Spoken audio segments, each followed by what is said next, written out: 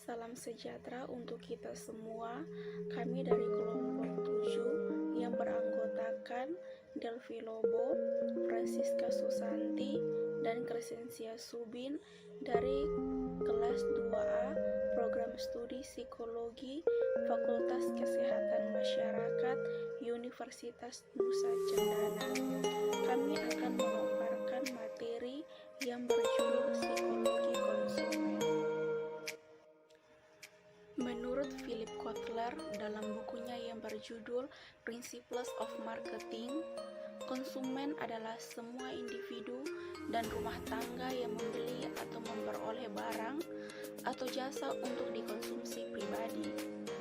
Menurut Undang-Undang Perlindungan Konsumen, konsumen adalah setiap orang pemakai barang atau jasa yang tersedia dalam masyarakat, baik dari diri sendiri, keluarga, orang lain, maupun makhluk lain dan tidak untuk diperdagangkan. Jadi, psikologi konsumen adalah the study of consumer behavior in relation environment, di mana pada psikologi konsumen membahas tingkah laku individu sebagai konsumen, kepribadian dan perilaku konsumen.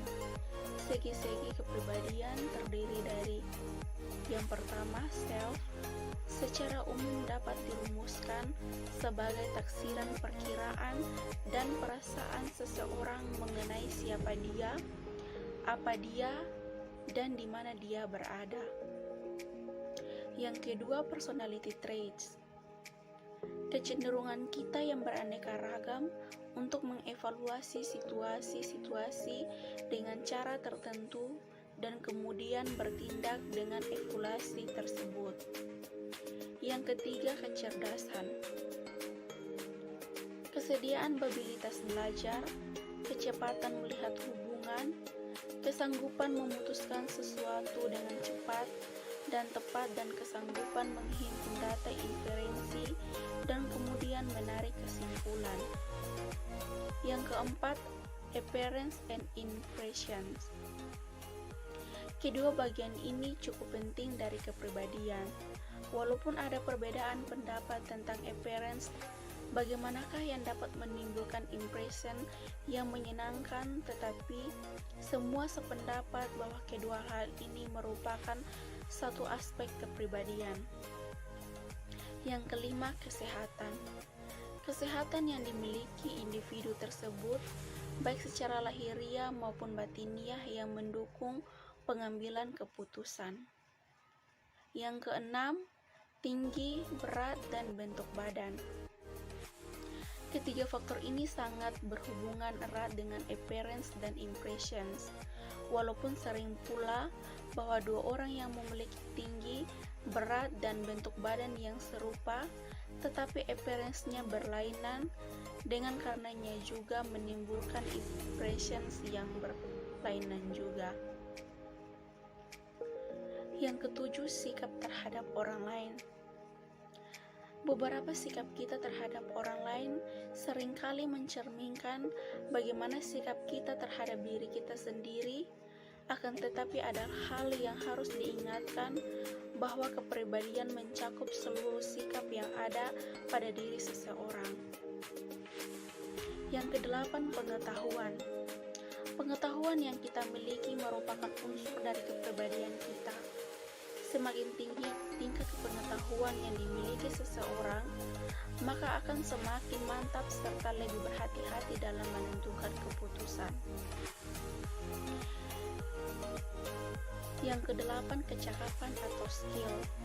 Skill seseorang sangat mempengaruhi bagaimana pandangan orang lain terhadap diri kita, bahkan turut mempengaruhi pandangan kita terhadap diri kita sendiri. Yang kesembilan adalah nilai. Nilai sering disebut dengan nama karakter. Ini merupakan segi kepribadian yang sangat mempengaruhi karena menyangkut soal-soal baik dan tidak baik, etika dan moral. Yang kesepuluh ada emotional tone dan kontrol. Emotional tone merupakan suatu seni dari kepribadian, sering disebut juga dengan temperamen, yaitu istilah yang digunakan waktu melukiskan nada emosi yang terjadi pada diri seseorang. Dan yang terakhir adalah peranan. Peranan mempunyai pengaruh yang sangat penting antar kepribadian kita. Persepsi dan perilaku konsumen. Persepsi konsumen merupakan suatu proses yang membuat seseorang memilih, mengorganisasikan, dan menginterpretasikan rangsangan-rangsangan yang diterima menjadi suatu gambaran yang berarti dan lengkap tentang dunianya.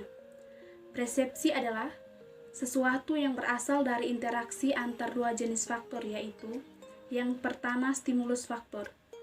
Stimulus faktor yaitu karakteristik objek secara fisik seperti ukuran, warna, bentuk, dan berat. Tampilan suatu produk, baik kemasan maupun karakteristiknya, mampu menciptakan rangsangan pada indera seseorang sehingga mampu menciptakan sesuatu persepsi mengenai produk yang dilihatnya. Yang kedua, individual faktor.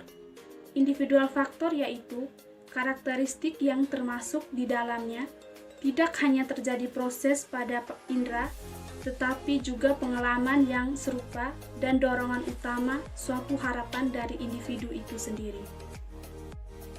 Berikutnya, manajemen konsumen. Perilaku konsumen dapat dilihat dari dua sisi, yaitu sisi manajemen dan sisi konsumen. Dari sisi manajemen, perilaku konsumen merupakan bahan yang sangat penting untuk dipahami berkaitan dengan aktivitasnya terhadap suatu produk dan menjadikan indikator seberapa jauh produk tersebut sukses di pasaran.